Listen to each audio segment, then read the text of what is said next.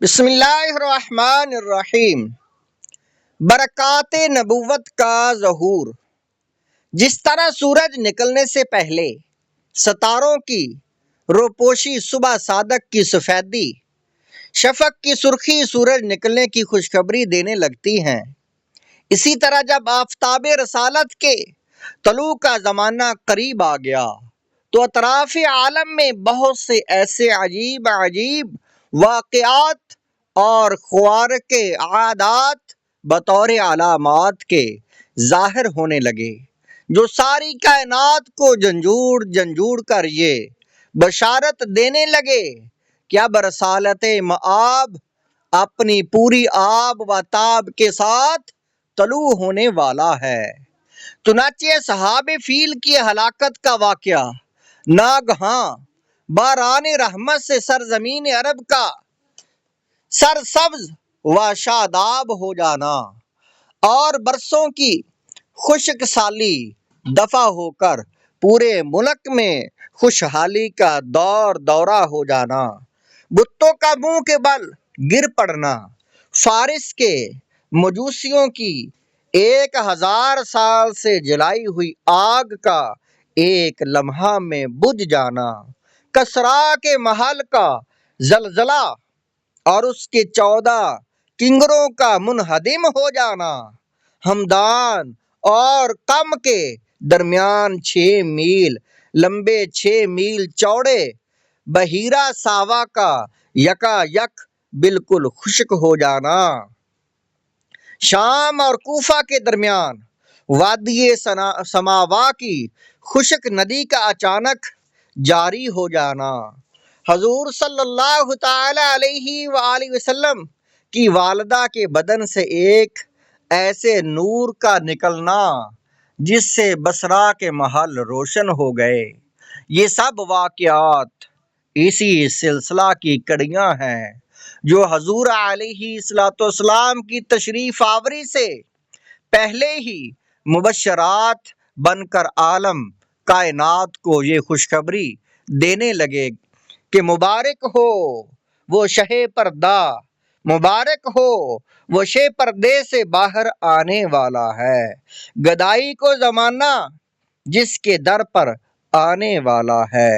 حضرات انبیاء کرام علیہم السلام سے قبل اعلان نبوت جو خلاف عادت اور عقل کو حیرت میں ڈالنے والے واقعات صادر ہوتے ہیں، ان کو شریعت کی اصطلاح میں ارحاس کہتے ہیں، اور اعلان نبوت کے بعد انہی کو معجزہ کہا جاتا ہے۔ اس لیے مذکورہ بالا تمام واقعات ارحاس ہیں جو حضور اکرم صلی اللہ تعالی علیہ وآلہ وسلم کے اعلان نبوت کرنے سے قبل ظاہر ہوئے، جن کو ہم نے برکات نبوت کے عنوان سے بیان کیا ہے۔ اس قسم کے واقعات جو ارحاس کہلاتے ہیں، ان کی تعداد بہت زیادہ ہے۔ ان میں سے چند کا ذکر ہو چکا ہے، چند دوسرے واقعات بھی پڑھ لیجئے۔ محدث ابو نعیم نے اپنی کتاب دلائل النبوہ میں حضرت عبداللہ بن عباس رضی اللہ تعالی عنہما کی روایت سے یہ حدیث بیان کی ہے کہ جس رات حضور صلی اللہ تعالی علیہ وآلہ وسلم کا نور نبوت حضرت عبداللہ رضی اللہ تعالی عنہ کی پشت اقدس سے حضرت آمنہ رضی اللہ تعالی عنہا کے بطن مقدس میں منتقل ہوا، روئے زمین کے تمام چوپاؤں خصوصاً قریش کے جانوروں کو اللہ تعالیٰ نے گویائی عطا فرمائی، اور انہوں نے بازبان فصیح اعلان کیا کہ آج اللہ عز و جل کا وہ مقدس رسول شکم مادر میں جلوہ گر ہو گیا، جس کے سر پر تمام دنیا کی امامت کا تاج ہے اور جو سارے عالم کو روشن کرنے والا چراغ ہے۔ مشرق کے جانوروں نے مغرب کے جانوروں کو بشارت دی، اسی طرح سمندروں اور دریاؤں کے جانوروں نے ایک دوسرے کو یہ خوشخبری سنائی کہ حضرت ابو القاسم صلی اللہ تعالی علیہ وآلہ وسلم کی ولادت باسعادت کا وقت قریب آ گیا ہے۔ یہ حوالہ زرقانی علی المواہب جلد نمبر 1 صفحہ نمبر 108 پر ہے۔ خطیب بغدادی نے اپنی سند کے ساتھ یہ حدیث روایت کی ہے کہ حضور صلی اللہ تعالی علیہ وآلہ وسلم کی والدہ ماجدہ حضرت بی بی آمنہ رضی اللہ تعالی عنہا نے فرمایا کہ جب حضور اقدس صلی اللہ تعالی علیہ وآلہ وسلم پیدا ہوئے تو میں نے دیکھا کہ ایک بہت بڑی بدلی آئی جس میں روشنی کے ساتھ گھوڑوں کے ہنانے اور پرندوں کے اڑنے کی آواز تھی اور کچھ انسانوں کی بولیاں بھی سنائی دیتی تھی۔ پھر ایک دم حضور صلی اللہ علیہ وسلم میرے سامنے سے غائب ہو گئے اور میں نے سنا کہ ایک اعلان کرنے والا اعلان کر رہا ہے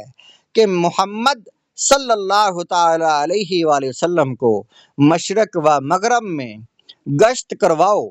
اور ان کو سمندروں کی بھی سیر کرواؤ تاکہ تمام کائنات کو ان کا نام، ان کا حلیہ، ان کی صفت معلوم ہو جائے اور ان کو تمام جاندار مخلوق یعنی جن و انس، ملائکہ اور چرندوں و پرندوں کے سامنے پیش کراؤ اور انہیں حضرت آدم علیہ السلام کی صورت، حضرت شیسیٰ علیہ السلام کی معرفت، حضرت نوح علیہ السلام کی شجاعت، حضرت ابراہیم علیہ السلام کی خلت، حضرت اسماعیل علیہ السلام کی زبان، حضرت اسحاق علیہ السلام کی رضا، حضرت صالح علیہ السلام کی فصاحت، حضرت لوط علیہ السلام کی حکمت، حضرت یعقوب علیہ السلام کی بشارت، حضرت موسیٰ علیہ السلام کی شدت، حضرت ایوب علیہ السلام کا صبر، حضرت یونس علیہ السلام کی طاعت، حضرت یوشع علیہ السلام کا جہاد، حضرت داؤد علیہ السلام کی آواز، حضرت دانیال علیہ السلام کی محبت، حضرت الیاس علیہ السلام کا وقار، حضرت یحییٰ علیہ السلام کی عصمت، حضرت عیسیٰ علیہ السلام کا زہد عطا کر کے ان کو تمام پیغمبروں کے کمالات اور اخلاق حسنہ سے مزین کر دو۔ اس کے بعد وہ بادل چھٹ گیا۔ پھر میں نے دیکھا کہ آپ ریشم کے سبز کپڑے میں لپٹے ہوئے ہیں اور اس کپڑے سے پانی ٹپک رہا ہے اور کوئی منادی اعلان کر رہا ہے کہ واہ کیا خوب، محمد صلی اللہ علیہ وآلہ وسلم کو تمام دنیا پر قبضہ دے دیا گیا ہے اور کائنات عالم کی کوئی چیز باقی نہ رہی جو ان کی قبضہ، اقتدار و غلبہ اطاعت میں نہ ہو۔ اب میں نے چہرہ انور کو دیکھا تو 14ویں کے چاند کی طرح چمک رہا تھا اور بدن سے پاکیزہ مشک کی خوشبو آ رہی تھی۔ پھر 3 شخص نظر آئے، ایک کے ہاتھ میں چاندی کا لوٹا، دوسرے کے ہاتھ میں سبز زمرد کا تشت، تیسرے کے ہاتھ میں ایک چمکدار انگوٹھی تھی۔ انگوٹھی کو 7 مرتبہ دھو کر اس نے حضور صلی اللہ تعالی علیہ وآلہ وسلم کے دونوں شانوں کے درمیان مہر نبوت لگا دی۔ پھر حضور صلی اللہ تعالی علیہ وآلہ وسلم کو ریشمی کپڑے میں لپیٹ کر اٹھایا اور ایک لمحے کے بعد مجھے سپرد کر دیا۔ یہ حوالہ زرقانی علی المواہب جلد نمبر 1 صفحہ نمبر 113 تا صفحہ نمبر 115 ہے۔